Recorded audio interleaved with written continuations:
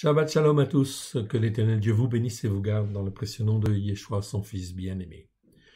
Nous voici donc dans le 11e mois et nous sommes au 2e Shabbat de ce 11e mois. Donc 11e mois, il reste le 12e mois et après c'est la nouvelle année spirituelle.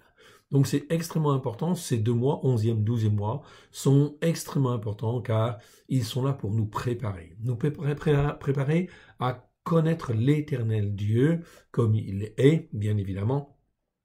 Comme il le dit au début de cette 14e paracha, je me suis montré à Abraham, à Yitzhak, à Jacob, comme étant El Shaddai, c'est-à-dire le Dieu tout-puissant pour donner la vie. Amen. Donc c'est ce que nous devons retenir, bien évidemment, c'est qu'il est le tout-puissant pour donner la vie, quelles que soient les circonstances.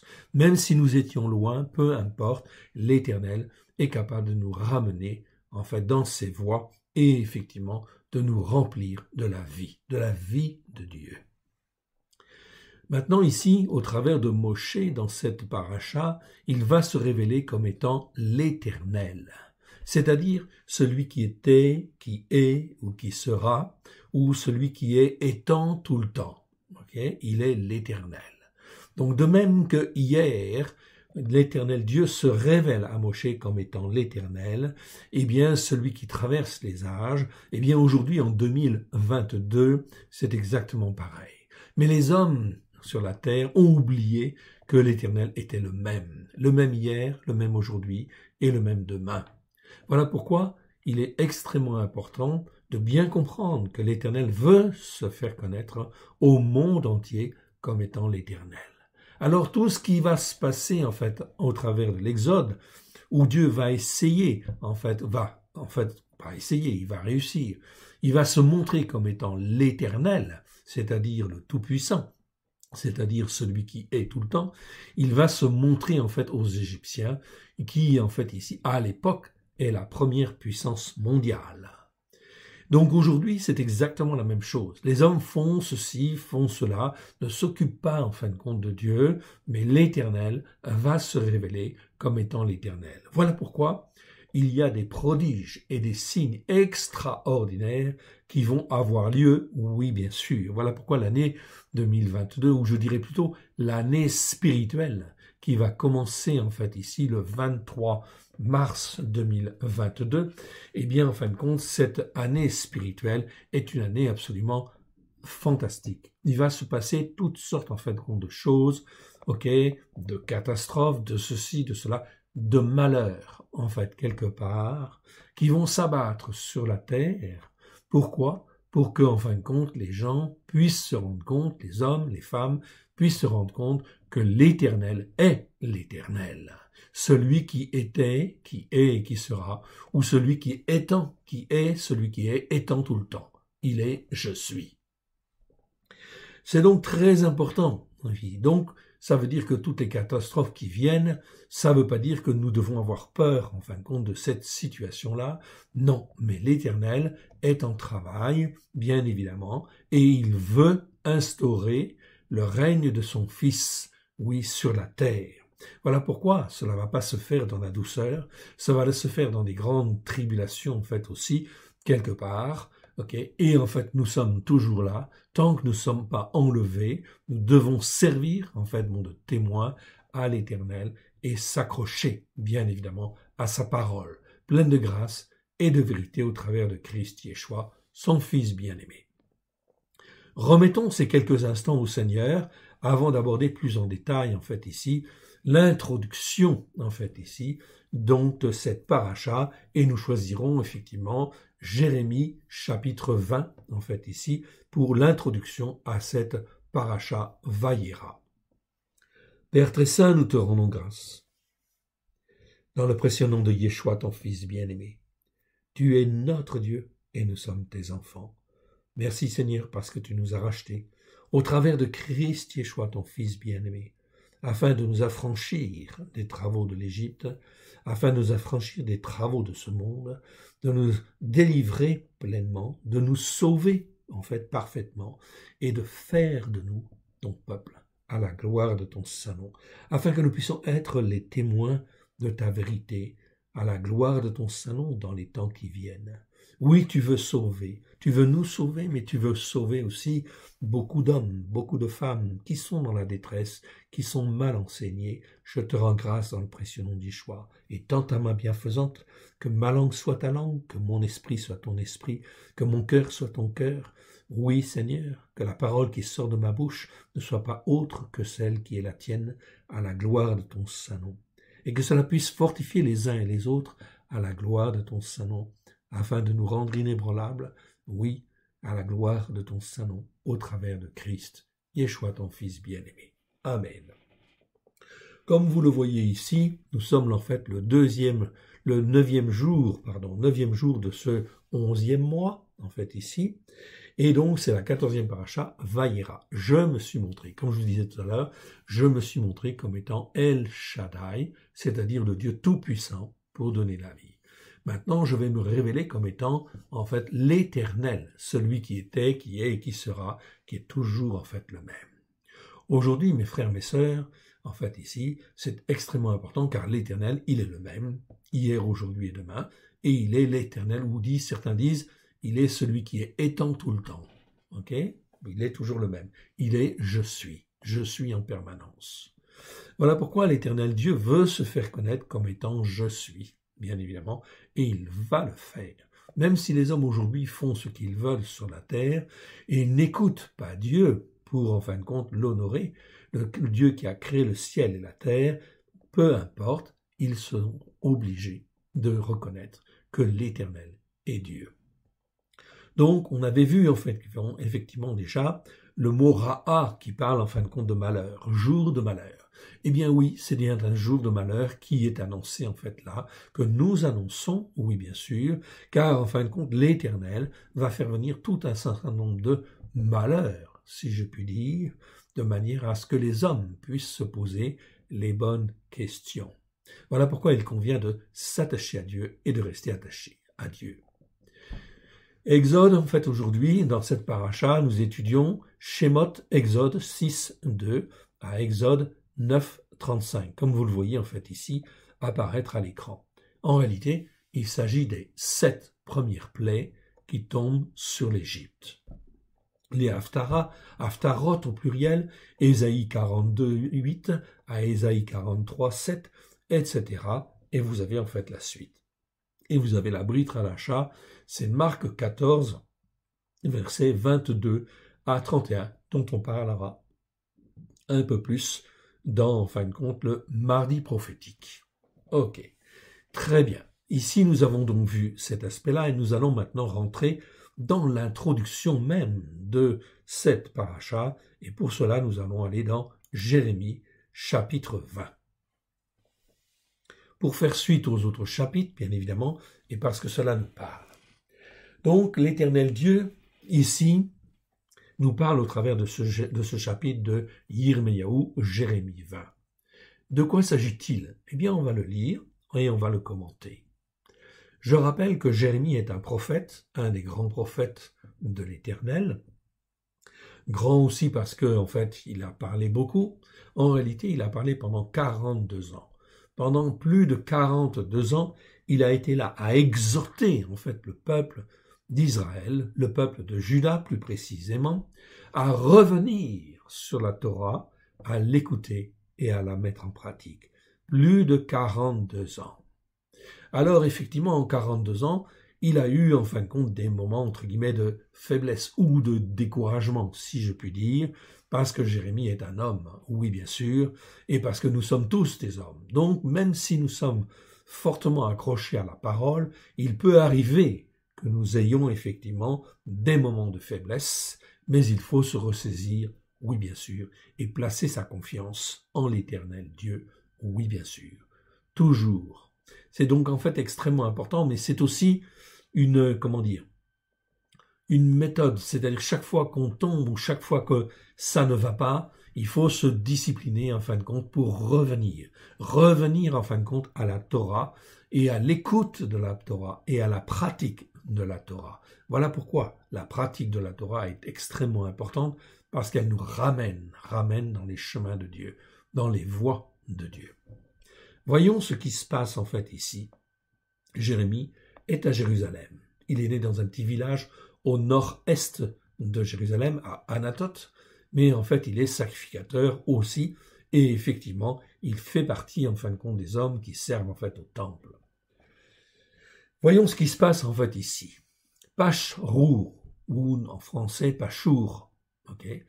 En fait ça se prononce Pashrour, fils de Immer, sacrificateur et surveillant en chef de la maison en fait de l'Éternel, entendit Yirmeyahu, Jérémie, qui prophétisait ces choses, c'est-à-dire qui annonçait en fait le malheur à venir, et effectivement, donc même ici, le sacrificateur principal, le surveillant en fait en chef des sacrificateurs, eh bien en fin de compte, lui n'était pas d'accord parce qu'il trouvait que Jérémie, eh bien il jetait un peu le trouble, effectivement en fait là. Non, en réalité, Jérémie en fait rappelle des vérités, et ici, officiellement, le sacrificateur général, ou le surveillant général ici, des sacrificateurs, eh bien, n'était pas d'accord. Alors, ce sacrificateur, qu'est-ce qu'il fait?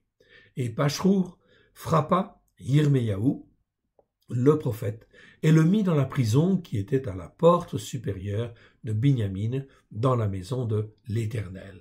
Voilà donc un geste effectivement très grave, il le frappe et il le met en prison. Il est chef, il est une autorité, donc effectivement il décide, il a l'autorité de jeter en fait Yirmeyahu en prison, donc il le fait, il ne se gêne pas. Mais devant l'Éternel, c'est effectivement en fait une très mauvaise chose, puisque Yirmeyahu est intègre. Lui, en fait, il s'accroche à la parole, ok, il a des moments de fatigue, oui bien sûr, mais en fin de compte, il est déterminé. Pendant 42 ans, il n'a pas arrêté d'exhorter en fait les rois et d'exhorter en fait les croyants de l'époque à revenir sur la Torah et à la mettre en pratique, bien évidemment, avec sincérité de cœur. C'est donc ça qui est très très important. Verset 3. Mais le lendemain, Pashrour fit sortir Yirmeyahu de prison, et Yirmeyahu lui dit, « Ce n'est pas le nom de Pashrour que l'Éternel te donne, c'est celui de Magor Misabib. » Donc, Pashrour, en fin de compte, ça voulait dire, en fait, tout simplement, en fait, liberté. Un homme mature, un homme qui, en fin de compte, est arrivé à maturité, en fait, ici, quelque part. Mais en réalité, il n'a rien, en fin de compte, de mature spirituellement. Au contraire, ici, en fait, Jérémie dit très clairement, en fait, l'Éternel te donne celui de Magor Misabib. Magor Misabib, ça veut dire, en fait, on dit généralement, terreur tout autour. Parce que Magor, ça veut dire, en fait, terreur. Ici, je vois, en fait, ici, Magor. Magor Misabib, ça n'existe qu'une seule fois. On dit, en fait, très souvent, en fait, ça veut dire terreur de chaque côté. Mais mieux, ce serait de dire, en fait, épouvante de chaque côté ou tout autour, en fait, ici. C'est mieux le mot épouvante que le mot terreur. C'est un peu, en fin de compte, ok, il y a des ressemblances, mais c'est un petit peu différent. Selon, en fait, Rashi, donc un commentateur juif, Pashur voulait dire un homme important et libre. Or, ce n'est pas ce qu'il était en réalité. Autre explication, avec en fait ici le nom Magor Misabib, c'est de dire en fin de compte qu'il y a un jeu de mots. Il a été appelé ainsi car cela peut aussi venir de Pachar Charor, en fait ici, qui veut dire un déchirement obscur, montrant ainsi la déception en fait de voir une autorité spirituelle en fait exercée par l'épouvante, non pas par son autorité spirituelle proprement parlée, mais par l'épouvante en fait ici. Le mot Magor, comme on le voit en fait ici, nous en avons la définition ici, c'est un mot qui existe 8 fois dans 8 versets.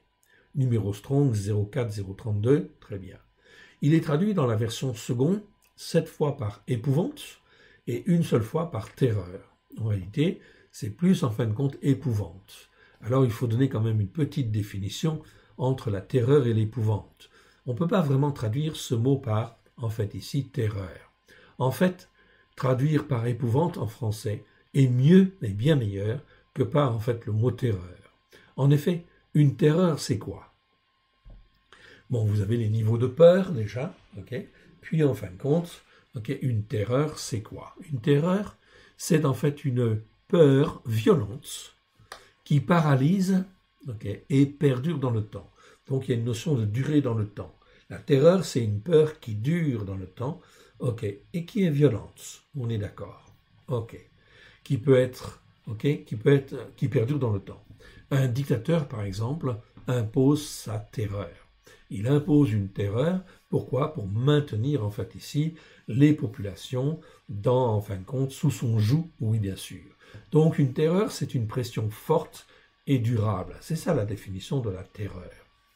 Par contre, l'épouvante, ok, est une terreur, toujours, ok, mais est une terreur soudaine, causée en fait ici par quelque chose d'inattendu et de dangereux, qui peut être atroce et difficilement soutenable.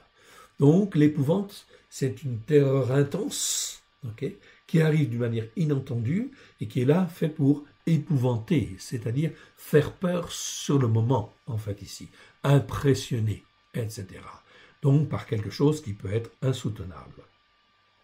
Dans les 8 versets où l'on trouve effectivement ce mot-là, vous le voyez en fait ici, psaume 31, verset 13 ou verset 14, on va dire presque partout, le mot en fin de compte dans la seconde va être bien traduit par épouvante, et c'est très bien. J'apprends, dans le psaume 31, 13, j'apprends en fait ici les propos de, voilà, les mauvais propos de plusieurs.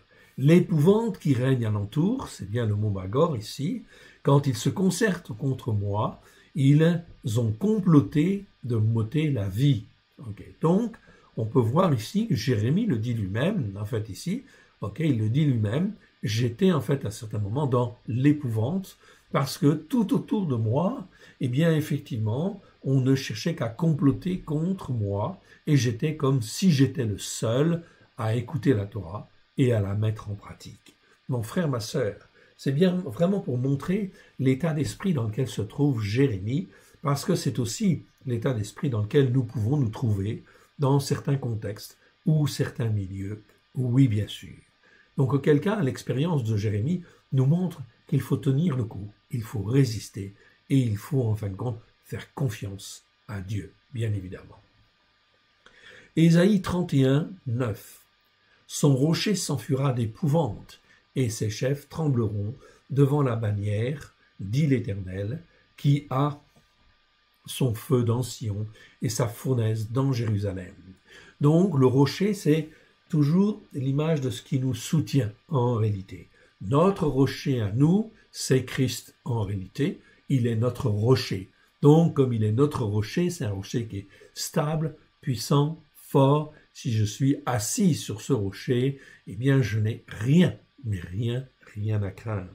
Comme Christ, lorsqu'il est venu, eh bien en fin de compte, il n'avait rien à craindre des tourments, en fin de compte, qui pouvaient se passer à cette époque-là. C'est donc là quelque chose de très important. Jérémie, ensuite, le mot, en fait, on va le retrouver surtout dans Jérémie. Jérémie 6, 25. Ne sortez pas dans les champs, n'allez pas sur les chemins, car là est le glaive de l'ennemi et l'épouvante règne alentour. Donc ici, eh bien en fait, ici, Jérémie parle de ce qui va arriver. L'épouvante règne alentour.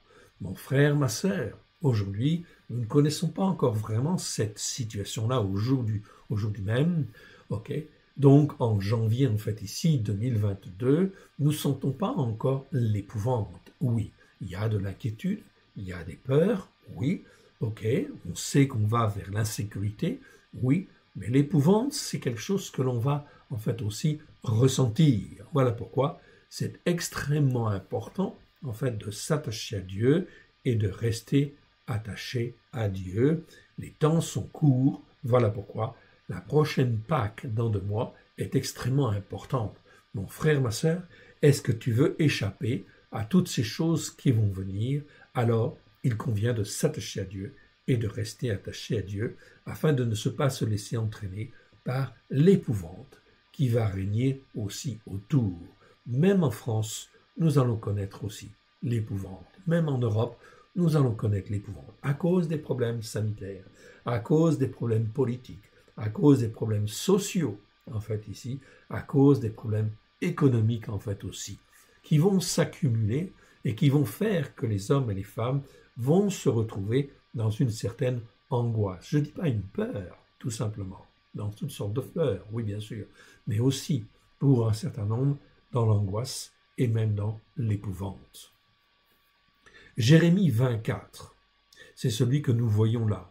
Car ainsi parle l'Éternel, voici, je te livrerai à l'épouvante, toi et tous tes amis. Là, on parle justement de Pachour, Pachrour, en réalité, de ce sacrificateur principal qui, en fin de compte, martyrise effectivement Jérémie. Alors l'Éternel lui dit, lui prophétise, qu'il sera dans l'épouvante lui-même, il vivra, il sera emmené en captivité en Babylone, et il vivra dans l'épouvante. Pas la terreur, tout simplement, mais dans l'épouvante. On verra ce verset.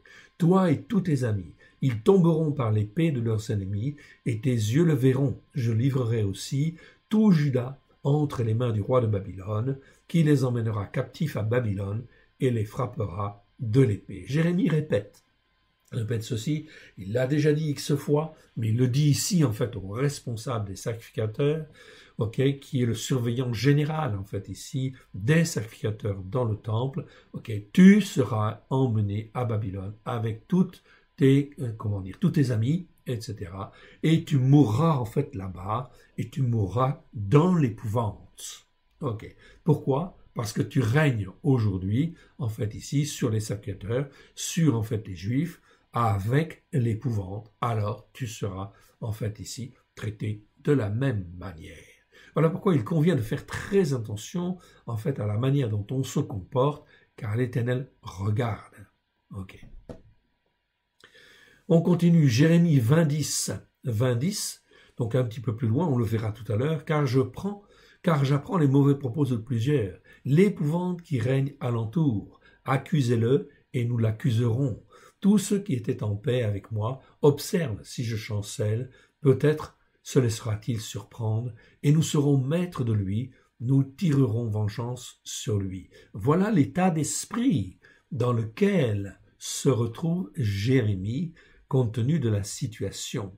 Les hommes et les femmes le regardaient, l'avaient même pris en fait en haine quelque part, tellement il annonçait en fait les malheurs qui allaient venir. Pourquoi? Parce que les hommes ne se repentaient pas et ne revenaient pas à la Torah pour l'écouter et la mettre en pratique. Mon frère, ma sœur, nous sommes dans la même situation, j'y reviendrai tout à l'heure. Est-ce qu'aujourd'hui, les églises écoutent la Torah pour la mettre en pratique?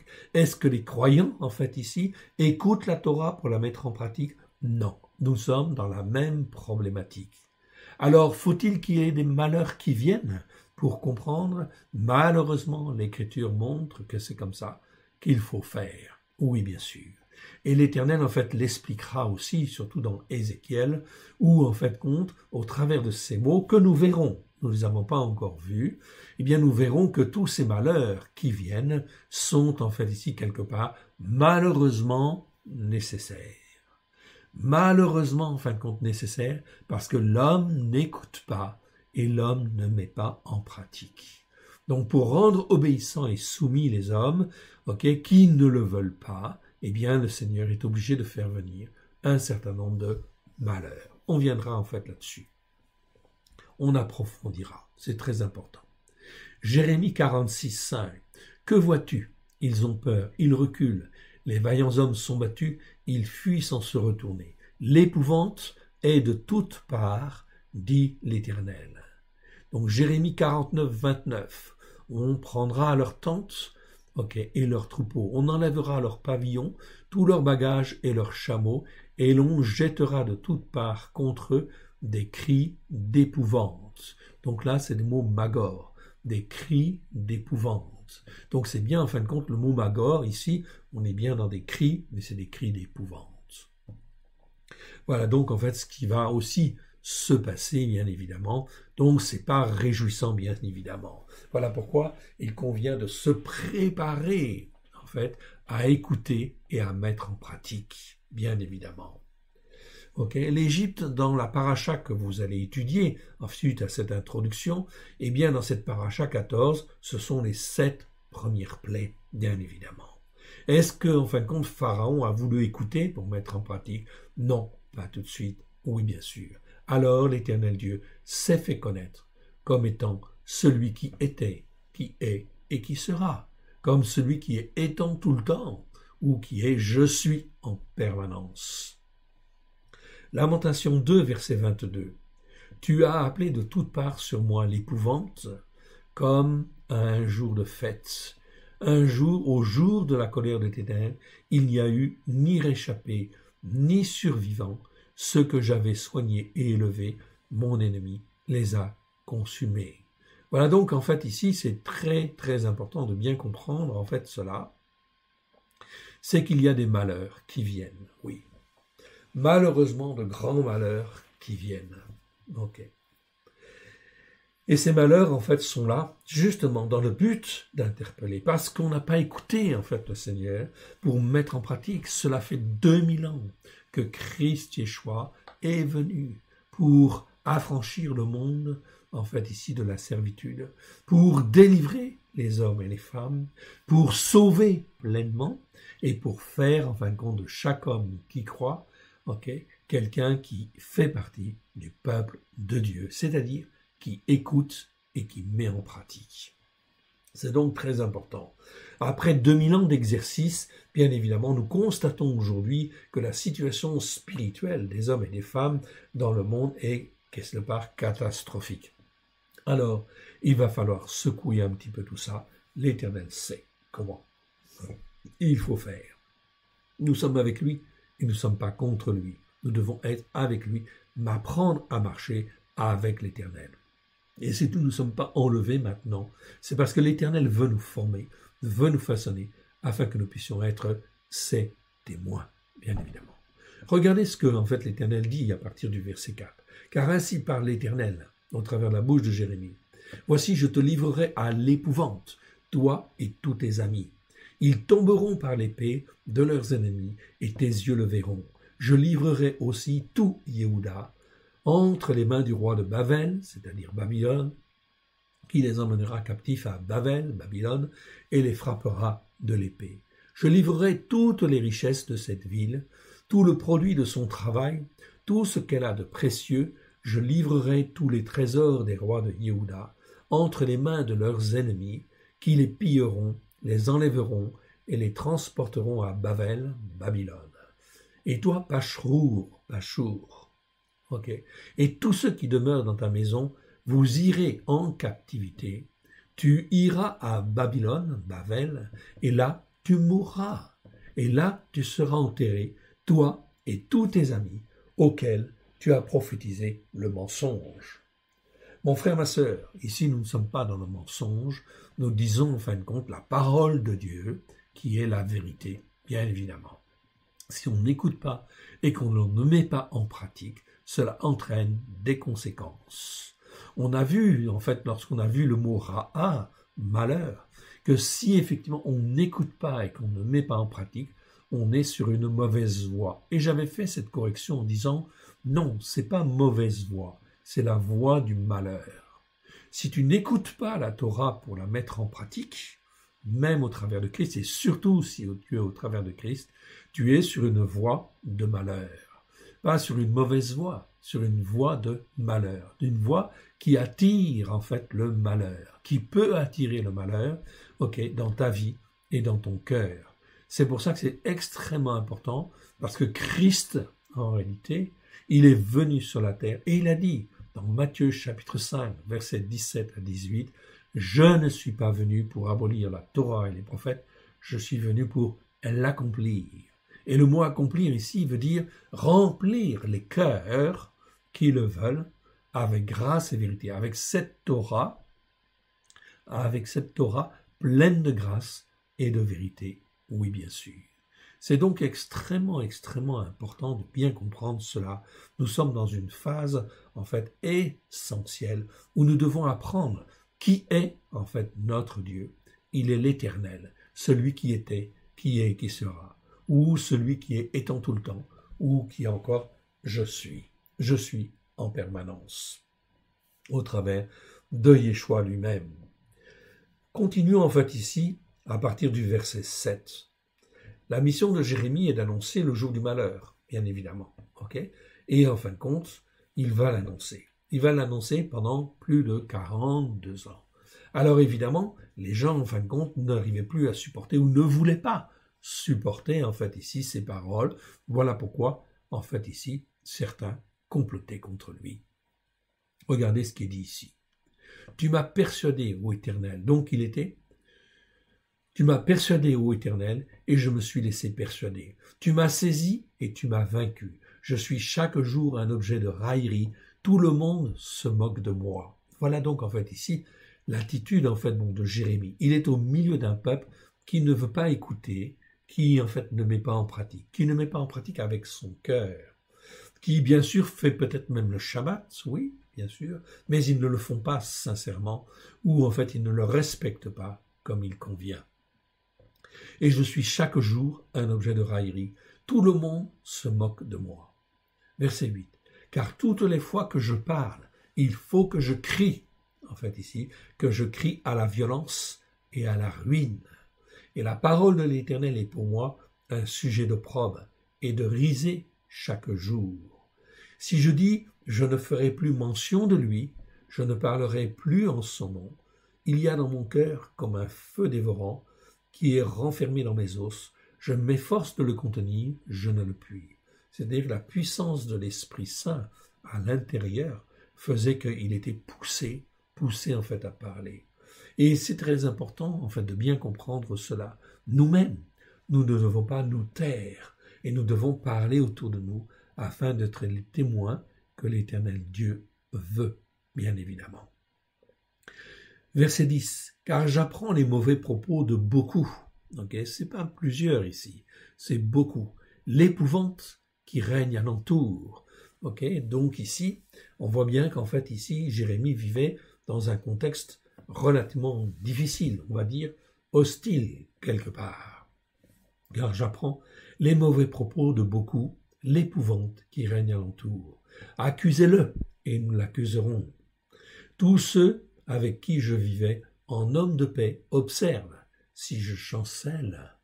Okay? Peut-être cela sera-t-il surprendre et nous serons maîtres de lui et nous tirons vengeance de lui. C'est-à-dire qu'il y avait de la rancune ou de l'amertume, de la haine en fait dans les cœurs en fin de compte des gens tout autour de lui.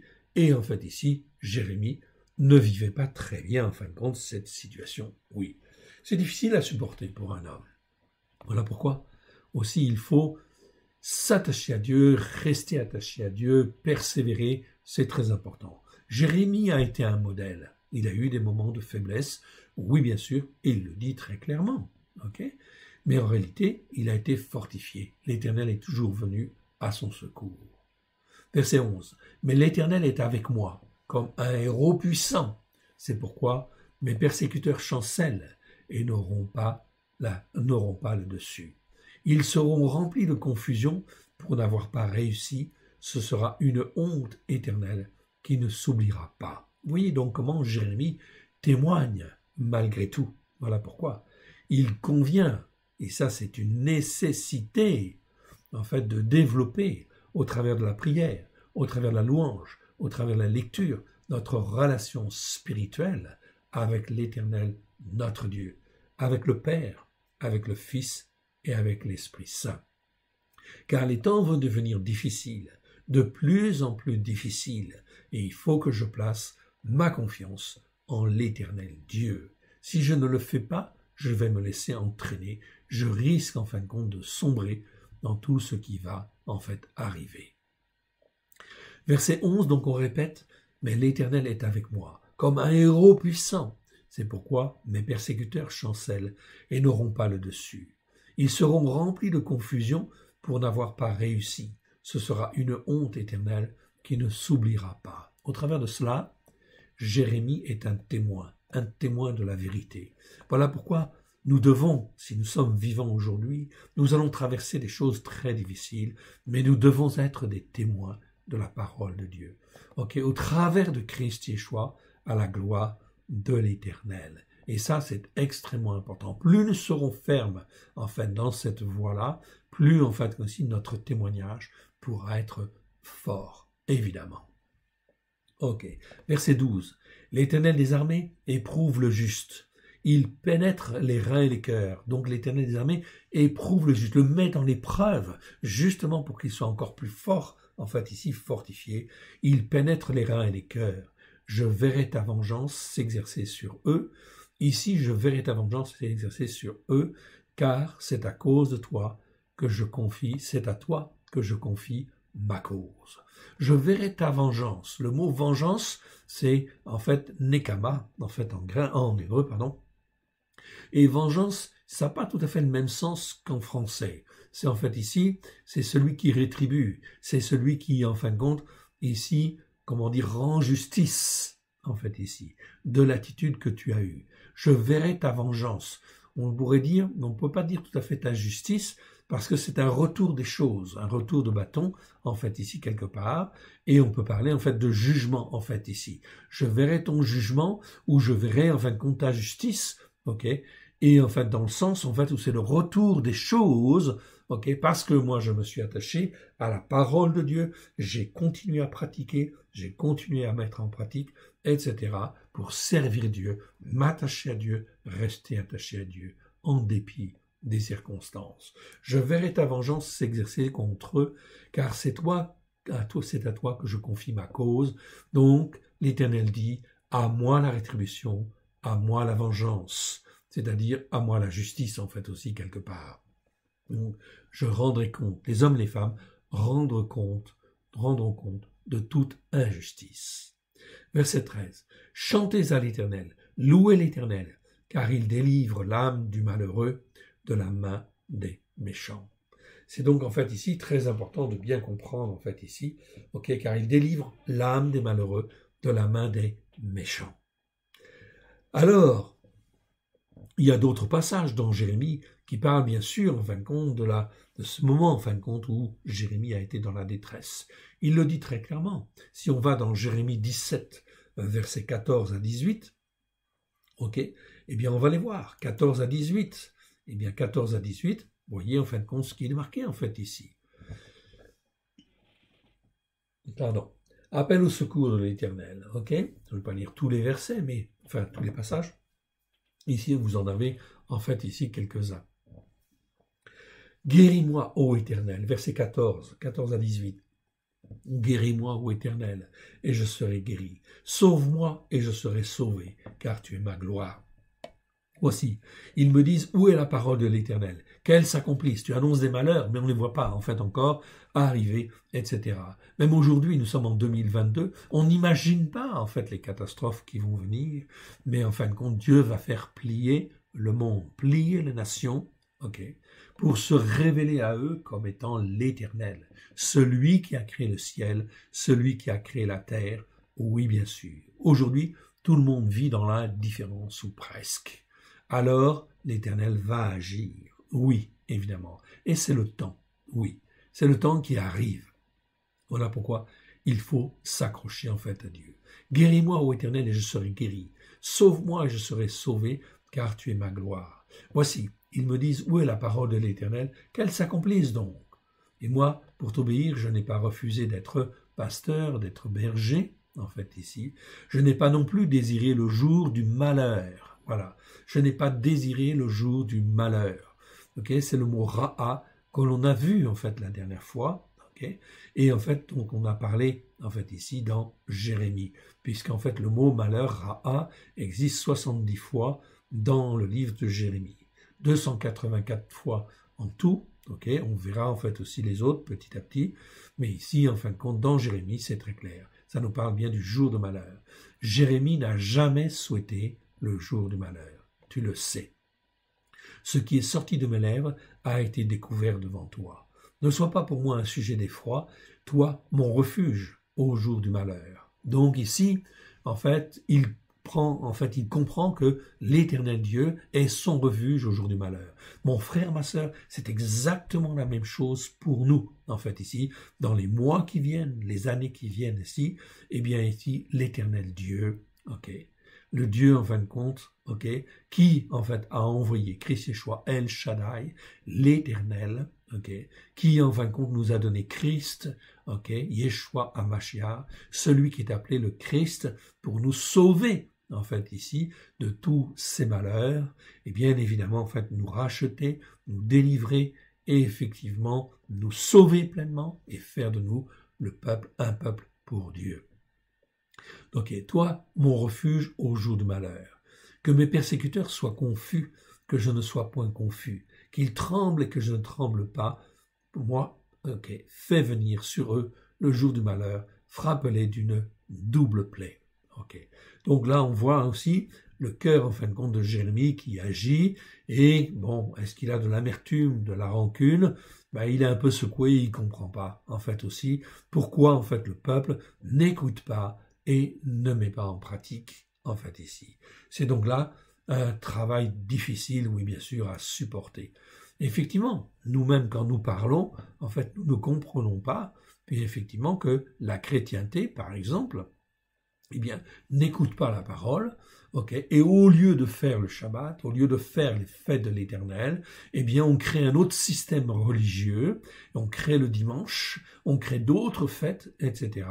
Et tout cela, en fin de compte, c'est depuis le IVe siècle. Mais au 1er siècle, au 2e siècle, 3e siècle, on pratiquait toujours le Shabbat, même les nations pratiquaient le Shabbat. Ça, ce n'est pas des choses à changer.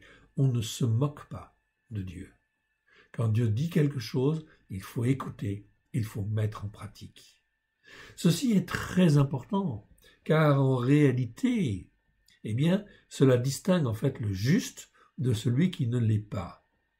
En réalité, si je fais le dimanche, si je fais les fêtes que l'empereur romain Constantin a instituées, et que je ne fais pas les fêtes de l'Éternel, je suis sur une, Jérémie va le dire, je suis sur une mauvaise voie. Ça veut dire que je n'écoute pas la Torah pour la mettre en pratique avec grâce et vérité, comme en fin de compte je devrais le faire. Et dans ce cas-là, je suis sur une mauvaise voie. Même si je ne fais pas ce qui est mal ou méchant en tant que tel, selon la morale en fait dite chrétienne, en réalité, je suis en fait sur une mauvaise voie parce que je suis sur une voie qui conduit au malheur. Jérémie le dit, on l'a vu très clairement dans l'enseignement sur Jérémie, quand on a parlé en fait du mot ra'a, le mot malheur. Donc on est sur une mauvaise voie, mais plutôt sur une voie qui attire le malheur. Voilà pourquoi toute la chrétienté va être confondue. Oui, bien sûr. Voilà pourquoi tout en fait le monde orthodoxe va être confondu en fait aussi.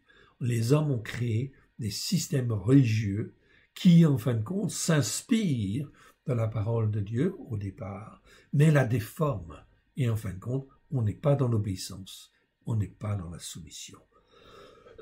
On ne se moque pas de Dieu. La Torah, elle est extrêmement importante. Jérémie 18, versets 18 à 23.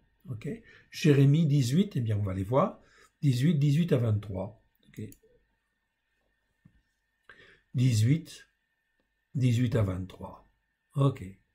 Et ils ont dit, venez, montons un projet, on va dire plutôt complotons, en fait ici c'est bien, complotons, contre Yirmeyahu, car la Torah ne périra pas faute de sacrificateur, ni le conseil faute de sage, ni la parole faute de prophète.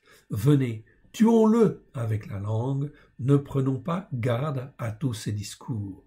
Voyez donc l'ambiance qui était autour de Jérémie, en fait, à cette époque-là. Et il disait même, il reconnaissait que la Torah, de toute façon, elle n'allait pas périr, parce qu'on allait faire périr, en fait, Jérémie. Non. En réalité, en fait, ici, en fait, Jérémie était dans la vérité. Oui, bien sûr, parce qu'il disait la Torah est la vérité. Il faut l'écouter. Il faut la mettre en pratique. Nous sommes dans la même situation aujourd'hui, en 2022. La Torah est la vérité, elle doit être écoutée et doit être mise en pratique. Je vous montrerai tout à l'heure, en fait, quelques exemples qui sont extrêmement importants. Est-ce que, dans le fond de mon cœur, je suis rebelle, en fait, à ça, ou, en fait, je l'accepte? En fin de compte, on le verra. On verra. Je laisse de côté pour le moment. Car la Torah ne périra pas, faute de sacrificateur. Ni le conseil faute de sage, ni la parole faute de prophète. Venez, Tuons-le avec la langue, ne prenons pas garde à tous ses discours. Verset 19. Écoute-moi, ô Éternel, et entends la voix de mes adversaires. Le mal serait-il rendu pour le bien, car ils ont creusé une fosse pour m'ôter la vie, ils complotent donc. Souviens-t'en, je me suis tenu devant toi, afin de parler en leur faveur, et de détourner d'eux ta fureur. Donc l'Éternel Dieu était en fureur, c'est même pas colère ici. Colère, c'est le mot af. Ici, c'est le mot réma. Et le mot réma, ça nous parle, c'est un degré au-dessus, c'est la fureur. Okay? Donc Dieu était en fureur. Est-ce que Dieu, en fin de compte, est en colère ou en fureur parce que les hommes créent des systèmes religieux? Bien sûr qu'il est dans la fureur. On est dans la même situation, en fait, aujourd'hui. On déforme ses paroles et, en fin de compte, on crée un système religieux qui, en fin de compte, n'est pas dans l'obéissance et n'est pas dans la soumission, en fait, à Dieu. Verset 21. Alors, Jérémie, lui, dans sa bonté, en fait, au départ, eh bien, effectivement, il intercède. Oh Dieu, tu as raison, mais en fin de compte, fais attention, en fin de compte, à eux, et j'intercède pour eux, en fait, ici, pour détourner ta fureur, ok, en fin de compte, de leur désobéissance, etc. Ok. Donc, ici, Jérémie intercédait en faveur des coupables, comme Noé, comme en fin de compte Samuel, en fait ici, et comme Job en fait en réalité, ok aussi, il intercède. C'était vraiment des hommes de Dieu. Jérémie était un homme qui était toujours là pour intercéder et éviter en fin de compte le clash, la fureur.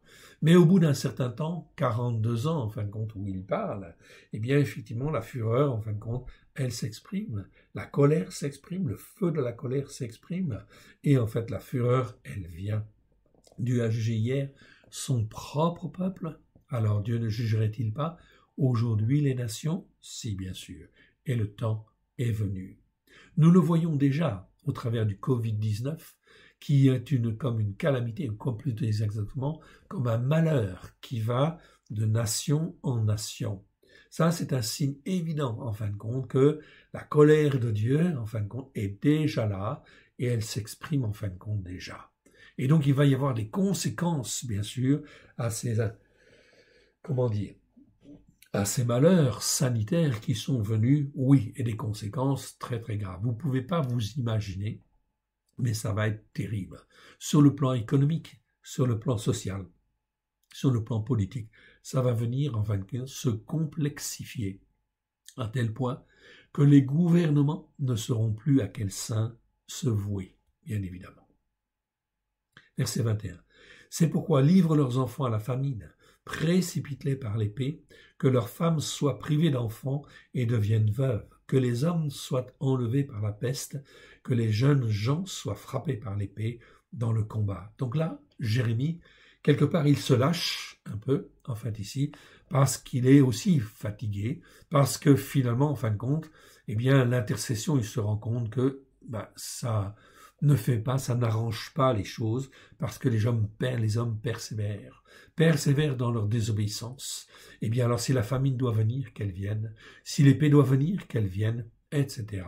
Ok, ça veut dire effectivement que les malheurs vont venir, et les malheurs vont venir.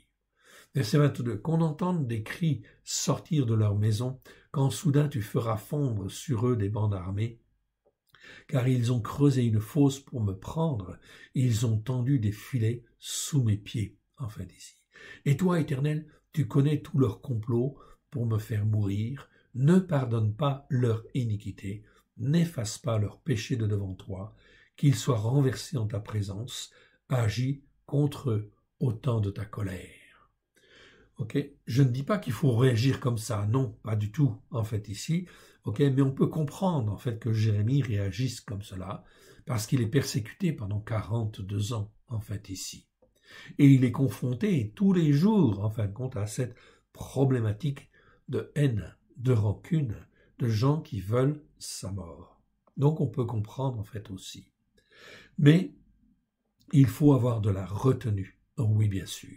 Et il faut donc pour cela s'accrocher en fait à Dieu et rester en fait accroché à Dieu et ne pas juger, dire en fin de compte à Dieu c'est toi qui juges, ok, parce que toi, tu es le juste juge, bien évidemment. Donc nous apprenons beaucoup, en fait, de Jérémie, ici, sur la manière de se comporter. Revenons donc maintenant à Jérémie, en fait, ici, 20. Je voudrais revenir, en fait, ici, ok, à Jérémie, en fin de compte, à Psaume 69, pardon, Jérémie place sa confiance en l'Éternel, son Élohim, comme c'est écrit dans le psaume 69, versets 7 à 20. Allons voir en fait ici ce passage. Psaume 69, versets 7 à 20. Psaume 69, allons-y. Alors, psaume 69, ok. Et on a dit 7 à 20. Ok, allons voir.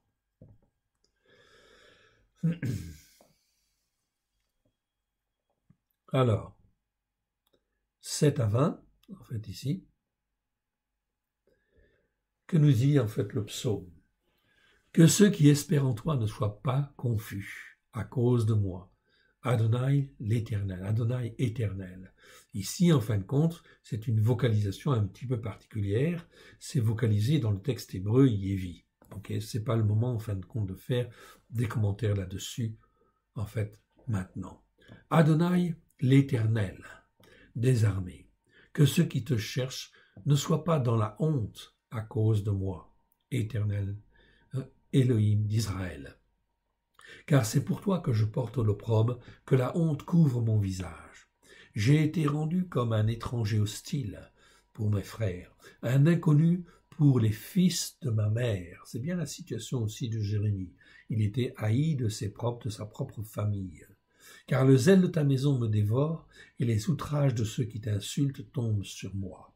Et nous avons un choix aussi à faire par rapport en fait aussi à nos proches. Oui, bien sûr. Est-ce que nous devons effectivement, en fait ici, en fait, témoigner, et malgré le témoignage, si cela nous rend hostile, en fait, aux yeux des autres, eh bien, effectivement, il faut continuer, en fait, il faut persévérer. Ce n'est pas toujours évident. Ok. Que ceux qui espèrent en toi ne soient pas confondus à cause de moi, Adonai l'Éternel des armées. Que ceux qui te cherchent ne soient pas dans la honte à cause de moi, Éternel, Élohim d'Israël. Car c'est pour toi que je porte l'opprobre, que la honte couvre mon visage. J'ai été rendu comme un étranger hostile pour mes frères, un inconnu pour les fils de ma mère. Car le zèle de ta maison me dévore, et les outrages de ceux qui t'insultent tombent sur moi. Je verse des larmes, et je jeûne, et c'est ce qui m'attire l'opprobre. Je prends un sac, pour vêtements, et je suis l'objet de leur sarcasme. Ceux qui sont assis à la porte parlent de moi, et les buveurs de liqueurs fortes me chantent, me mettent en chanson. Mais je t'adresse ma prière, ô Éternel, que ce soit le temps favorable, ô Éternel, ô Elohim, par ta grande bonté, réponds-moi en m'assurant ton salut. Retire-moi de la boue, que je n'enfonce plus, que je sois délivré de mes ennemis et du gouffre, que les flots ne m'inondent plus, que l'abîme ne m'engloutisse pas, et que la fosse ne se ferme pas sur moi. Exauce-moi, ô Éternel, car ta bonté est immense. Dans tes grandes compassions, tourne vers moi les regards. Ne me cache pas ta face, ne me cache pas ta face à ton serviteur. Puisque je suis dans la détresse, hâte-toi de m'exaucer. Approche-toi de mon âme, rachète-moi par une rançon, en fait, ici. Ça veut dire racheter, en fait, ici, mais c'est racheter par une rançon. Donc ici, en fait, Jérémie, en fait, connaissait, ou les psaumes, ceux qui font les psaumes, ils savaient très bien que Dieu allait payer la rançon d'une manière ou d'une autre, car il faut que le péché, en fait ici, il y ait un salaire pour le péché. Et c'est Christ, oui bien sûr, c'est le Mashiach à venir qui va accomplir en fait ces choses-là. Rachète-moi par une rançon, entre guillemets, à cause de mes ennemis. Tu connais mon opprobre, ma honte, mon ignominie, tous mes adversaires sont devant toi.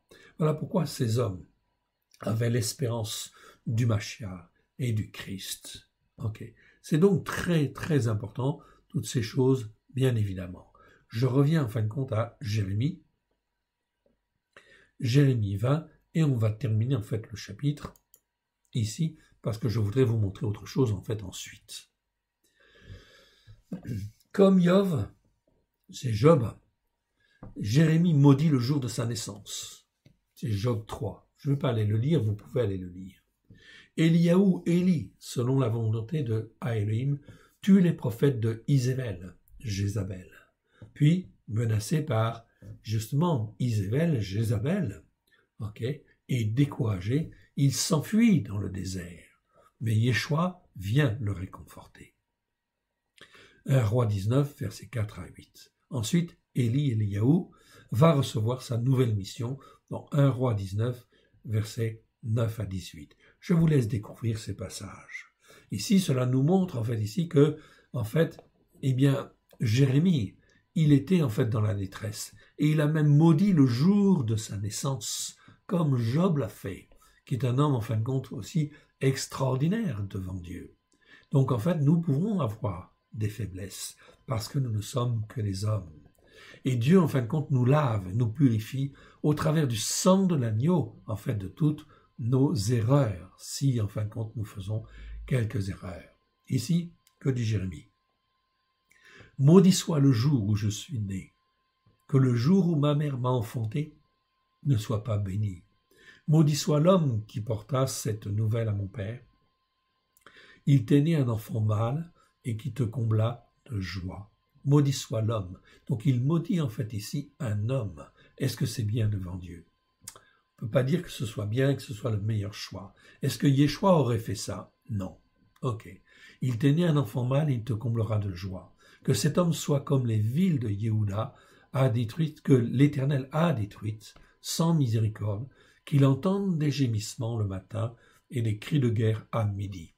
Les paroles que Jérémie prononce ici ne sont pas saines au travers de Christ Yeshua, nous le savons, en fait ici, quelque part, ça ne va pas quelque part. Donc, en fait ici, Jérémie, il était un homme comme un autre. Il avait ses faiblesses. Mais on comprend, car si nous étions, en fait ici, comment dire, sous la pression pendant 42 ans, avec en fait ici un milieu hostile autour de nous, des gens qui complotent contre nous, etc., comment réagirions-nous? On peut se poser la question. Oui, bien sûr. Que ne m'a-t-on fait mourir dans le sein de ma mère? Que ne m'a-t-elle servi de tombeau? Que n'est-elle restée éternellement enceinte? Pourquoi suis-je sorti du sein maternel pour voir la souffrance et la douleur, pour consumer mes jours dans la honte, en fait, ici? Donc on voit que Jérémie est dans une grande détresse, en fait, à ce moment-là. Mais il va, bien sûr, se reprendre, en fait, ici. C'est donc très, très, très important de comprendre que nous pouvons aussi avoir des faiblesses. Mais il faut s'accrocher à Dieu. Et je voudrais, en fin de compte, terminer cette introduction en voyant quelques psaumes, en fait, très intéressants, non pas forcément, en fait, en entier, mais en fin de compte ici, afin d'être bien renouvelé et de bien caler les choses dans les temps qui viennent. D'abord, le plus simple, c'est de prendre en fin de compte le psaume 119. Le psaume 119, je ne vais pas vous le lire en fait en entier, non. Vous pouvez le lire. Nous l'avons retraduit. Nous l'avons retraduit, mais lorsque, en fait, en hébreu, on a le mot Torah, là, on l'a remis, en fait, ici, comme il était. La Torah, c'est d'abord quoi? C'est les 5 premiers livres. C'est la Genèse, C'est, en fait, ensuite, c'est l'Exode. Ensuite, c'est le Lévitique. Ensuite, c'est le livre de Nombres. Et ensuite, c'est le livre de Deutéronome. Ça, c'est la Torah. C'est le cœur même des Écritures. Ça, cette parole-là, elle vient de Dieu. Elle a été donnée à Moshe, bien évidemment, dans l'Exode, justement. Elle a été donnée à Moshe pour que Moshe puisse la donner, en fait, aux enfants d'Israël, et afin que cette Torah puisse être, en fait, donnée au monde entier. Ces 5 livres-là, c'est le cœur même des Écritures. Voilà pourquoi cette Torah est très importante et fondamentale, essentielle. Et c'est pour ça qu'il faut la méditer, la reméditer, etc. Et l'écouter et la mettre en pratique avec grâce et vérité. Il ne convient absolument pas de la laisser de côté ou de la négliger. Oui, bien sûr. Voilà pourquoi je dois la lire et la relire. Alors, dans quel état d'esprit je suis, en fait, ici? Eh bien, en fin de compte, je vous suggère simplement, on va parcourir dans le psaume 119 seulement les versets où il y a le mot Torah. Et si dans mon cœur, je suis d'accord en fait avec ça, c'est très bien. Mais si, quelque part, j'ai un peu de révolte ou je ne suis pas tout à fait d'accord, ça veut dire quoi? Ça veut dire que je suis sous l'influence de ce monde. Et si je suis sous l'influence de ce monde, eh bien, je suis contre Jérémie. Je suis contre, en fait, un homme qui serait comme Jérémie. Et je suis contre Dieu. Je suis donc dans la rébellion. Je suis donc quelque part sur une voie de malheur. Une voie qui conduit inévitablement, en fait, au malheur. Regardons, en fait, ici, ces versets. Écoutez bien. D'abord, en fait, le psaume 119, c'est un psaume qui fait 176 versets. Et en fin de compte, il a une particularité, c'est un psaume alphabétique. C'est-à-dire, les versets sont découpés par 8. Les 8 premiers versets, comme vous le voyez en fait ici apparaître à l'écran, eh bien, tous les versets en hébreu commencent par la lettre Aleph, que vous voyez là. Toujours. Donc c'est pour ça qu'en fin de compte, c'est un psaume dit alphabétique. Il y a combien de lettres en fait en hébreu? Il y en a 22. Donc 22 fois 8, vous pouvez faire le calcul, ça fait exactement 176 versets. Là, ça veut dire qu'en fait c'est complet. C'est complet. Avec ces 22 lettres et en fait ces 8 versets par en fin de compte, lettres, eh bien vous avez quelque chose de tout à fait complet et de parfait, quelque part. Voilà pourquoi on va simplement lire les versets, je le dis, où en fin de compte on a le mot Torah en fait en hébreu. Verset 1. Heureux ceux qui sont intègres. Donc je mets en fait ici, je sélectionne. Et, pardon, j'ai fait une erreur. Voilà. Et j'arrive en fin de compte ici au mot Torah. La première fois où je trouve le mot Torah, c'est ici dans le verset 1. Heureux ceux qui sont intègres dans leur voie, qui marchent dans la Torah de l'Éternel. Heureux, ça veut dire tu es dans la bénédiction et tu vas être dans la bénédiction. C'est le bon chemin. Tu dois marcher dans la Torah de l'Éternel. Même au travers de Christ, parce que Christ, qu'est-ce qu'il a fait? Il t'a racheté, en fait, ici, au prix de son sang, parce que tu n'écoutais pas, tu étais dans l'ignorance, et en fin de compte, il te rachète afin de te former et de te façonner. Mais il te forme, il te façonne avec la Torah, en te l'expliquant avec grâce et vérité. Voilà ce que cela veut dire. Donc, heureux ceux qui sont intègres dans leur voie et qui marchent dans la Torah de l'Éternel. Très important. La deuxième fois où on a ce mot-là, c'est en fin de compte ici, dans le Guimel. Guimel, c'est la troisième série, ici, de 8.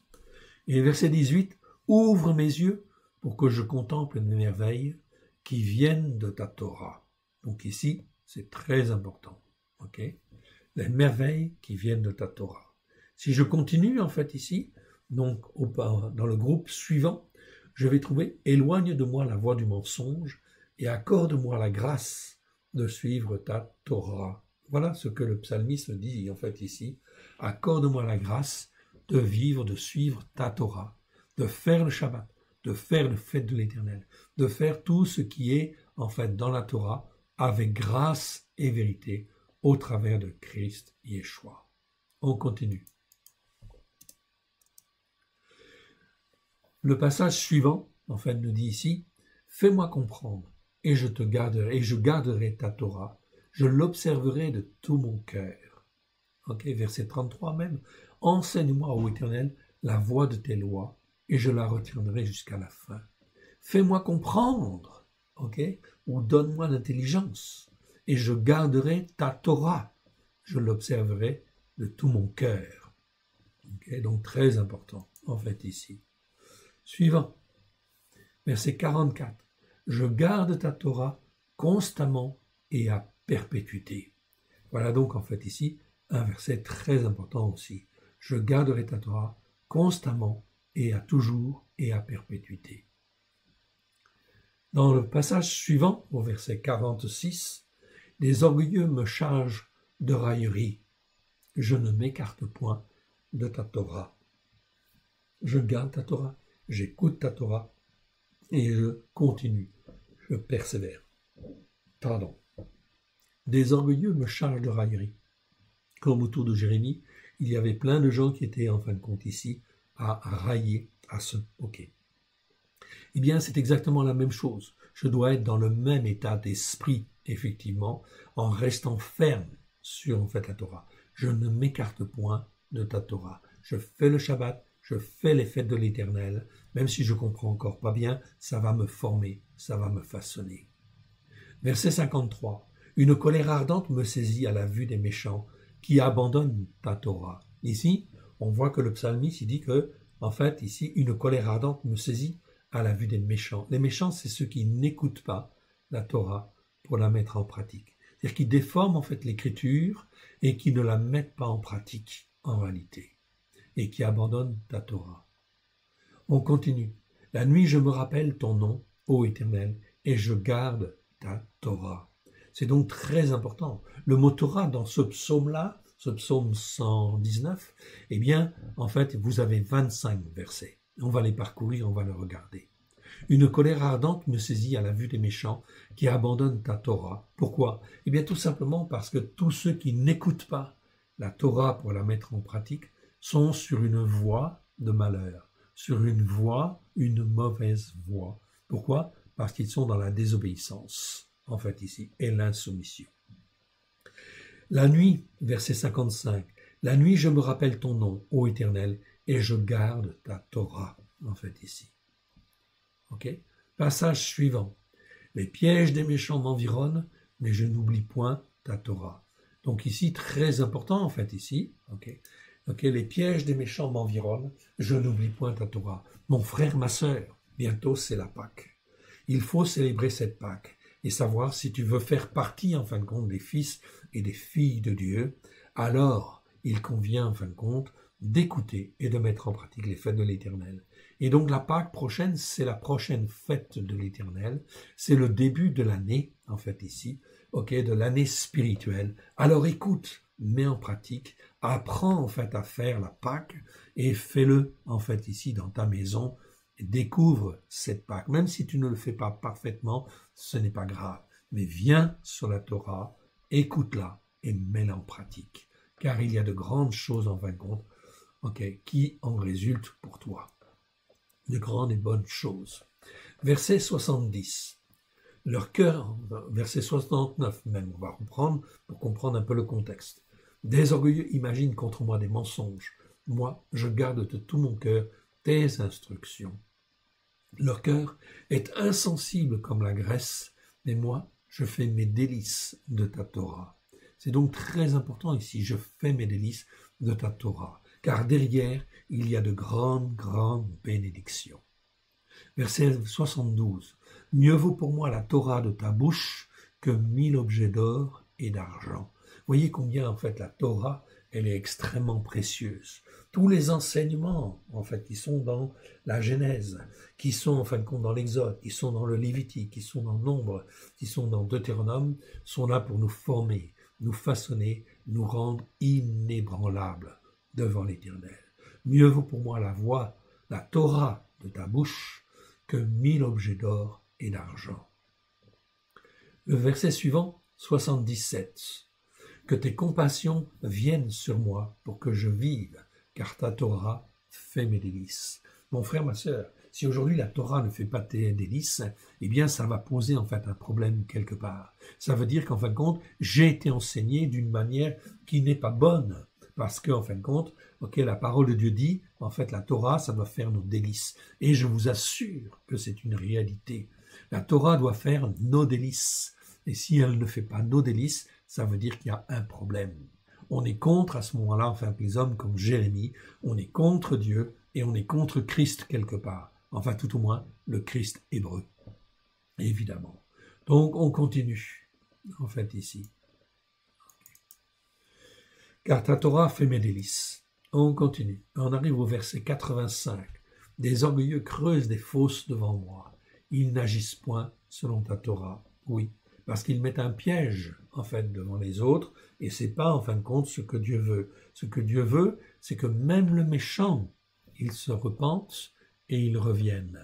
Okay, ils reviennent, ils l'écoutent et ils mettent en pratique. C'est écrit dans Ézéchiel, chapitre 33, verset 11. Dieu ne veut pas la mort du méchant. Ce qu'il veut, c'est qu'il se convertisse. Amen. Qu'il se repente et qu'il vienne à écouter et à mettre en pratique.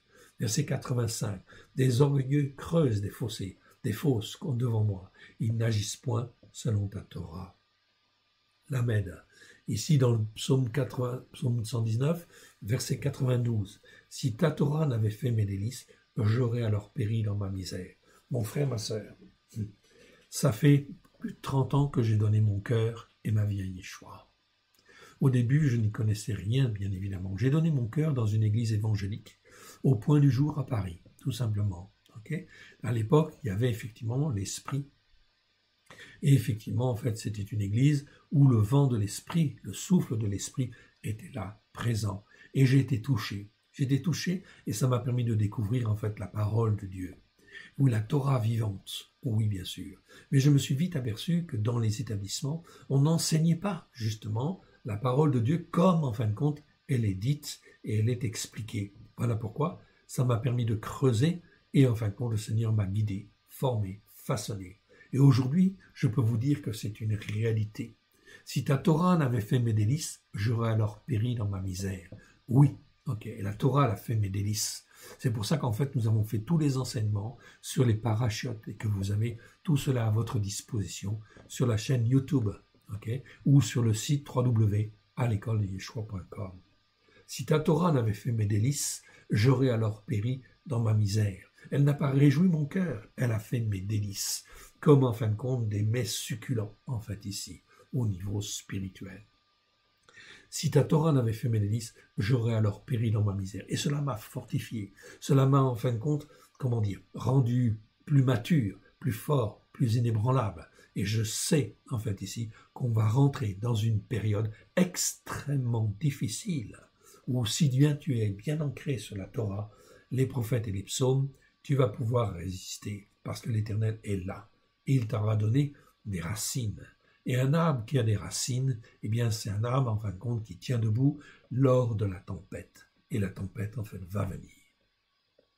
Donc nous sommes en fait ici dans le verset 92. Si ta Torah n'avait fait mes délices, j'aurais alors péri dans ma misère.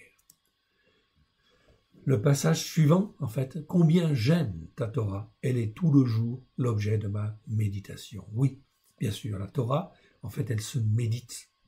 C'est-à-dire qu'on la travaille, on réfléchit, etc. Et on se laisse inspirer par l'esprit de sainteté, okay, par l'esprit de Dieu, qui en fin de compte va nous guider, nous former, nous façonner, parce qu'il sait exactement où nous sommes. Et nous allons écouter des enseignements qui sont dans le même sens. Yeshua n'est pas venu pour abolir la Torah, je le répète.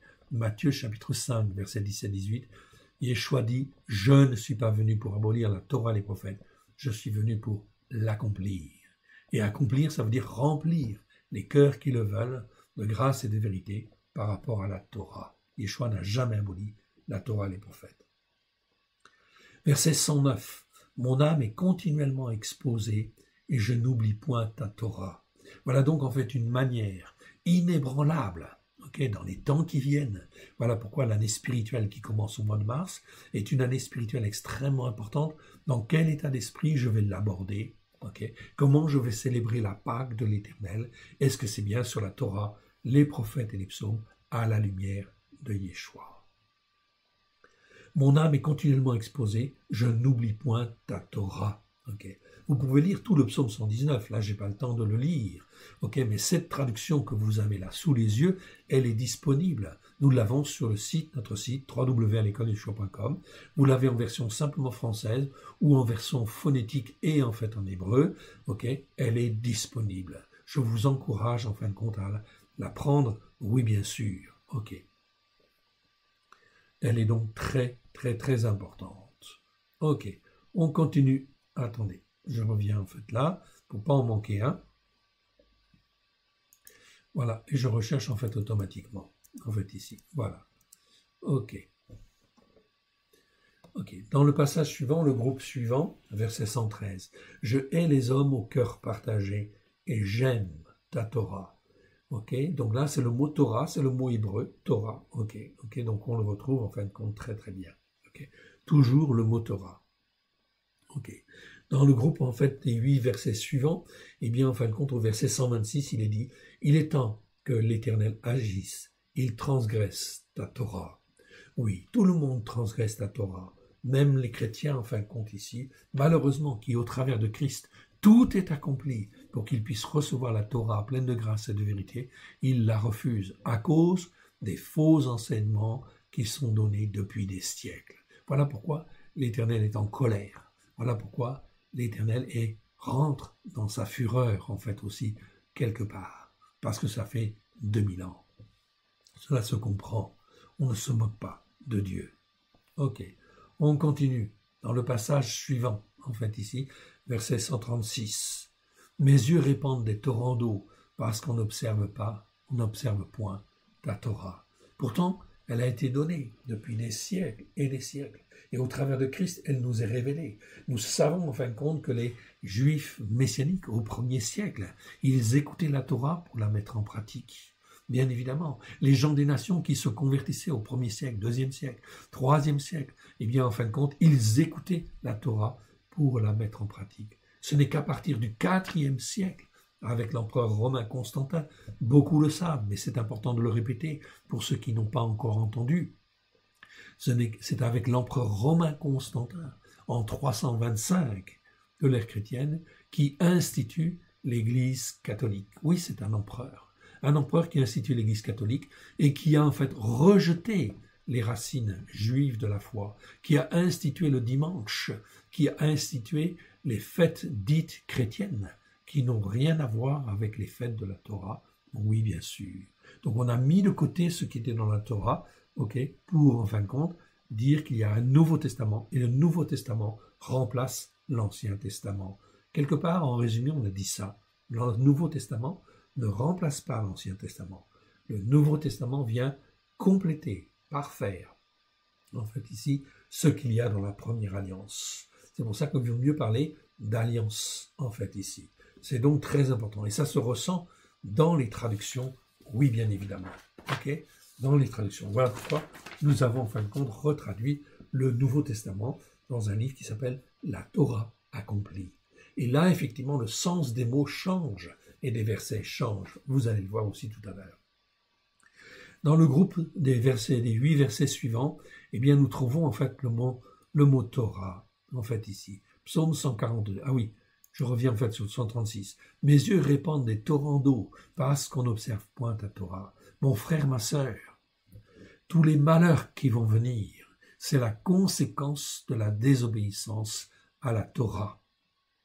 Toute l'Église dite chrétienne, les catholiques, les protestants et les évangéliques ont déformé l'Écriture. Voilà pourquoi, en fait, ici, les fondements sont erronés quelque part. On a pris une partie du message de Dieu et on l'a changé. On a créé des institutions qui, en fin de compte, vont s'écrouler.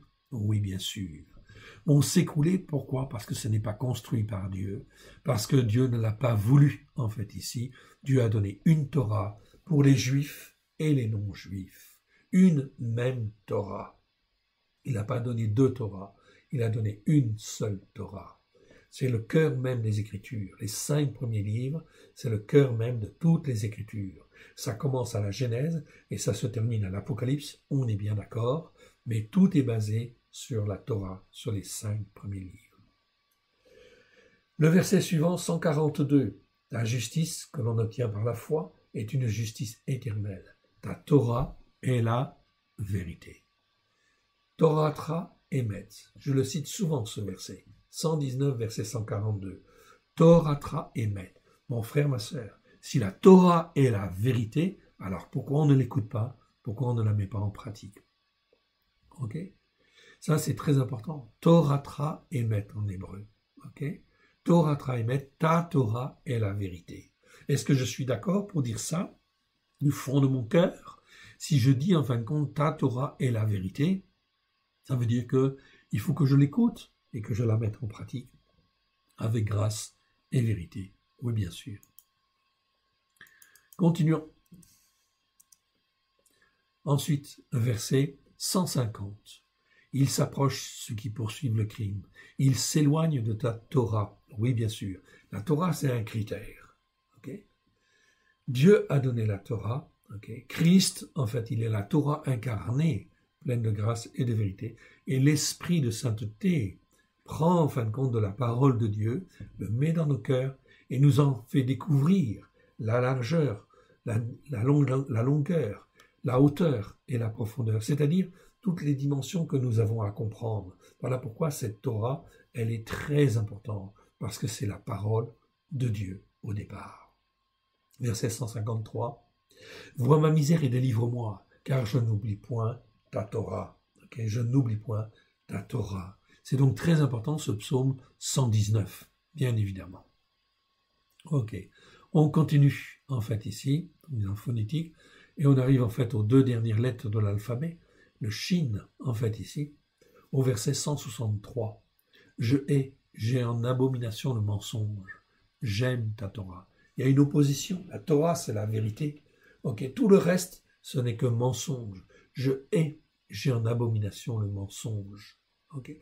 Voilà pourquoi les églises en fait catholiques, les églises protestantes, les églises évangéliques sont en fait en défaillance, sont en train, en fin de compte, n'enseignent pas la vérité. Okay. Et donc voilà pourquoi il y a un tas de problèmes. Okay. Ici, bien sûr, ils enseignent une partie de la vérité, mais en réalité, en fait, on doit revenir à la Torah, pleine de grâce et de vérité, se repentir. Oui, bien sûr, dire Dieu, en fait ici, ta Torah est la vérité. Pardon parce que je n'ai pas écouté, pardon parce que je n'ai pas mis en pratique, etc. Et au contraire, j'ai fait des fêtes idolâtres, j'ai fait le dimanche, j'ai fait en fait Noël, ok, et je n'ai pas écouté la Torah. Est-ce que Noël est dans la Torah? Non. Ok. Verset 163. J'ai en abomination le mensonge. Est-ce que je dis cela? Est-ce que je hais le mensonge? Si je hais le mensonge, je ne dois pas faire Noël. Okay? Et je ne dois pas faire les Pâques chrétiennes. Je dois faire la Pâque de l'Éternel. Okay? Mais les Pâques chrétiennes, je ne dois pas le pratiquer. J'ai en abomination le mensonge. J'aime ta Torah. 7 fois le jour je te célèbre à cause de tes jugements, les jugements de ta justice. Il y a beaucoup de shalom pour ceux qui aiment ta Torah. Il y a beaucoup de shalom, c'est-à-dire de paix pour ceux qui aiment ta Torah. Il ne leur arrive aucune occasion de chute. Il ne leur arrive aucune occasion de chute. Donc voilà, c'est très important ici. D'écouter la Torah, la mettre en pratique, il ne leur arrive aucune occasion de chute. Dans les temps qui viennent, c'est extrêmement important, oui bien sûr, car le malheur va venir et il faut que je sois gardé. Verset 174. Je soupire après ta délivrance, ô Éternel, et ta Torah fait mes délices. Et ta Torah fait mes délices. C'est donc là quelque chose de très important et de fondamental. Fondamental. On va aller maintenant dans le psaume 1. Dans le psaume 1, et je voudrais vous montrer aussi quelque chose de très bien dans ce psaume. Enfin, tous les psaumes sont très bons, hein. Voilà. Psaume 1. Heureux l'homme. Ok. Heureux l'homme, c'est-à-dire qu'il va vers la bénédiction. Heureux l'homme qui ne marche pas selon le conseil des méchants, c'est-à-dire qui sont rebelles à Dieu, désobéissants à Dieu, qui n'écoutent pas Dieu, même s'ils ne sont pas méchants pour faire le mal, mais s'ils n'écoutent pas Dieu pour mettre en pratique, ils sont considérés comme méchants. Qui ne s'arrête pas sur la voie des pécheurs, qui ne s'assied pas en compagnie des moqueurs, mais qui trouve son plaisir dans la Torah de l'Éternel, et qui médite sa Torah jour et nuit. Qu'est-ce qui se passe dans ce cas-là? Eh bien, il est comme un arbre planté près d'un courant d'eau, qui donne son fruit en sa saison, dont le feuillage ne se frétille point. Tout ce qu'il fait lui réussit. Il n'en est pas ainsi des méchants, ils sont comme la paille que le vent dissipe. C'est pourquoi les méchants ne résistent pas au jour du jugement ou au jour du malheur. C'est pourquoi les méchants ne résistent pas au jour du jugement, ni les pécheurs dans l'assemblée des justes. Car l'Éternel connaît la voie des justes et la voie des méchants mène à la ruine. C'est très important ce psaume 1, il est très clair. Tu écoutes la Torah, tu la mets en pratique au travers de Christ Yeshua. tu es sûr que tu vas passer au travers des malheurs qui viennent et de toutes les difficultés qui vont venir. Ok? Le psaume 19 maintenant, on va les voir. Alors, psaume 19. Ok, j'y arrive. Ok, psaume 19, si j'arrive à le stabiliser. Voilà. Psaume 19. Regarde bien. À partir du verset 8, regarde. La Torah de l'Éternel est parfaite. Elle restaure l'âme. Mon frère, ma sœur, quel que soit en fait ton âme, quel que soit l'état de ton âme, si tu es racheté au travers de Christ Yeshua, aucun de Yeshua, celui qui est appelé le Christ, eh bien tu es lavé, tu es purifié, mais maintenant il faut t'instruire, il faut te former, il faut te façonner. Et la Torah de l'Éternel est parfaite, elle restaure l'âme. Donc ton âme à l'intérieur, pour être restaurée, tu as besoin de la Torah. Le témoignage de l'Éternel est véritable, il rend sage l'ignorant. Les instructions de l'Éternel sont droites, elles réjouissent le cœur. Les commandements de l'Éternel sont purs, ils éclairent les yeux. La crainte de l'Éternel est pure, elle subsiste à toujours. Les jugements de l'Éternel sont vérité, ils sont tous justes.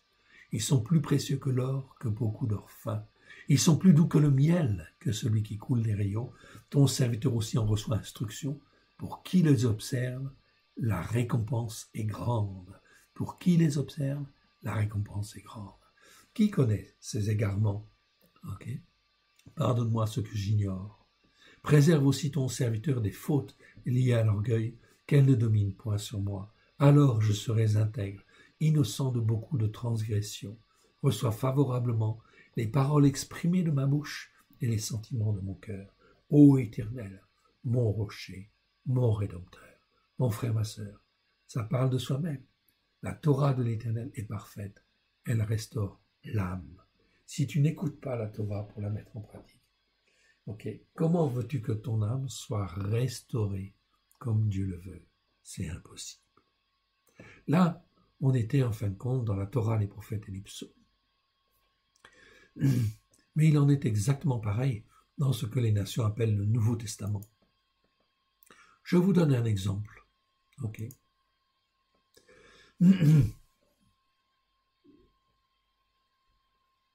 Ok. Hop là. Dans le Nouveau Testament, je ne vais pas dire Nouveau Testament, je veux dire la Torah accomplie. Dans cette traduction, en fait, ici, nous avons recalé, en fait, les choses. Oui. Vous ne trouverez, en fait, jamais le mot loi pour le mot Torah. Non. Chaque fois que c'est le mot Torah, le mot nomos en grec, c'est le mot nomos.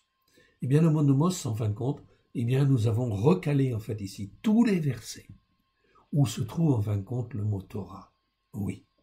C'est très important. Ce mot-là existe environ 200 fois, à peu près. Eh bien, dans ces 200 versets, nous avons remis, en fin de compte, ici, comme il convient, afin de montrer qu'il y a une continuité parfaite entre la Torah, les prophètes, les psaumes et la Brit Hadasha, l'alliance nouvelle, ou l'alliance renouvelée au travers de Christ Yeshua. Christ est venu pour nous racheter, son sang a coulé. Quel que soit ce que nous avons fait, nous pouvons être rachetés par le sang de l'agneau. Et si en fait le sang de l'agneau nous rachète, eh bien en fin de compte, ça veut dire que nous devenons un peuple pour Dieu, mais un peuple qui doit être formé, façonné, etc. Voilà pourquoi le mot Torah en fait ici, qui existe, nous l'avons repéré, ici vous le voyez ici, nous savons en effet que la Torah est spirituelle, très important. Vous voyez ces mots ici? Ok? Voilà. Ça c'est Paulos qui le dit. Ok? Il dit en fait la Torah, elle est spirituelle. Le mot Torah, vous voyez un petit indice entre deux. Ok. Ici 43. Eh bien vous allez dans l'abrégé, en fait ici, qui se trouve en fin de compte donc, dans ce livre, et vous avez en fin de compte ici 43. Ok. 43 en grec c'est le mot nomos. Vous avez la définition. Ce mot-là existe 197 fois dans 158 versets. Eh bien en fin de compte nous avons en fait ici, dans ces 158 versets, nous avons recalé en fait ici les choses. Et la traduction est correctement faite, afin justement de permettre aux gens de bien comprendre l'intérêt de cette Torah. Ici, Paulos est en train de dire dans ce verset, nous savons en effet que la Torah est spirituelle. Qu'est-ce que ça veut dire? Okay. Alors je vais en fait ici, vous voyez, petit indice en fait ici, entre parenthèses, 51. Eh bien 51, je vais trouver en fait le mot. Ok. Le mot en fait pneumatikos. Ok. Pneumatikos en fait en hébreu, en grec, ça vient effectivement du mot pneuma. Pneuma, ça veut dire l'esprit. Ok. Pneumatikos, ça veut dire en fin de compte qui permet de s'attacher à Dieu et de rester attaché à Dieu. Ce mot-là, pneumatikos, n'est pas un mot très très courant. Il existe 26 fois dans 21 versets. Et nous avons repéré tous ces versets. Ils sont mentionnés en fait là. Tu peux donc les regarder et en fin de compte voir ce que ça veut dire spirituel. Spirituel, ça veut dire qu'il te permet de t'attacher à Dieu et de rester en fait attaché à Dieu. Et si tu es attaché à Dieu et que tu restes attaché à Dieu, tu peux traverser toutes les épreuves. Ça ne pose aucun problème. Tous les malheurs, en fin de compte, qui peuvent venir, qui vont venir, en fin de compte, sur les hommes, justement pour les éprouver, justement pour qu'ils puissent être interpellés et qu'ils puissent se poser, en fait, les bonnes questions. Et l'Éternel Dieu, en réalité, veut se servir de toi. Veut se servir de toi pour que tu sois justement spirituel, que tu sois attaché à l'Éternel Dieu et que tu restes attaché à l'Éternel Dieu. Pourquoi? Pour que les gens qui sont dans la détresse puissent voir que toi, tu n'es pas en fait traumatisé et tu n'as pas peur en fait ici, tu n'es pas effrayé, car Dieu veut sauver. Et donc Dieu veut se servir de toi comme un témoin dans les temps qui viennent pour en sauver le plus possible. C'est donc bien un appel en fait que le Seigneur nous donne en fait là au travers de la parole, où là en fin de compte il nous dit en fait très clairement: mon fils, ma fille, j'ai besoin de toi. Si aujourd'hui tu es touché en fin de compte et tu comprends en fait ici ce langage, c'est tout simplement pas seulement parce que je veux te former, je veux te façonner, mais je veux sauver aussi beaucoup d'hommes et beaucoup de femmes qui sont dans l'égarement, qui ont été instruits dans des fausses doctrines et qu'il faut ramener à moi. Et l'Éternel Dieu envoie ses anges, oui bien sûr, nous garde, nous protège, nous façonne, nous affermit, nous rend en fait inébranlables par rapport à ce qui va venir. Je vous encourage donc à découvrir, bien sûr, la paracha en fin de compte de la semaine, voir en fin de compte toutes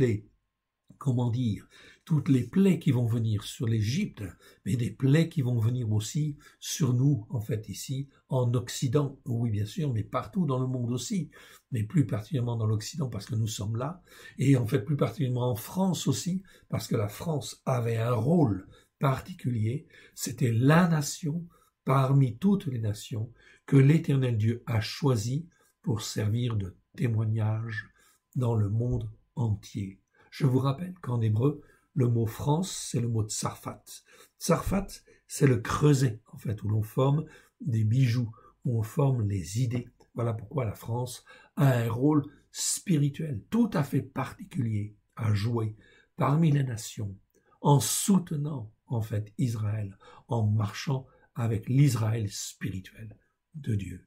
Nous allons, en fin de compte, traverser des périodes extraordinaires, fantastiques, où l'Esprit de Dieu va nous former, nous façonner, et nous instruire et faire de nous des témoins à la gloire de l'Éternel. Car, d'une manière immuable, l'Éternel sera glorifié sur la terre, comme il le veut, et comme c'est annoncé dans les prophètes. Il sera glorifié au travers de Christ Yeshua, son Fils bien-aimé, et cela va se faire. Que les hommes soient d'accord ou pas d'accord, peu importe, l'Éternel va faire venir des plaies, bien évidemment, qui vont aller de nation en nation, tout cela dans le but de secouer et de ramener sur la Torah pleine de grâce et de vérité. Que l'Éternel Dieu vous bénisse et vous garde et vous fortifie. On termine par une petite prière. Père très saint, nous te rendons grâce dans le précieux nom de Yeshua. Merci pour ta parole qui est la vérité, ta Torah qui est la vérité, mais toute ta parole est la vérité. Nous te rendons grâce dans le précieux nom d'Yeshua. Et tends ta main bienfaisante, Seigneur, sur tous ceux qui t'entendent, qui l'écoutent, à la gloire de ton saint nom, afin qu'ils puissent être fortifiés, restaurés à la gloire de ton saint nom, qu'ils puissent être les témoins que toi tu veux à la gloire de ton saint nom dans les temps difficiles qui viennent, afin de te glorifier, toi le seul vrai Dieu et celui que tu as envoyé. Merci, Père. Merci, Yeshua. Merci, Esprit Saint. Amen. Que l'Éternel Dieu vous bénisse et vous garde. Shabbat shalom à tous. Amen.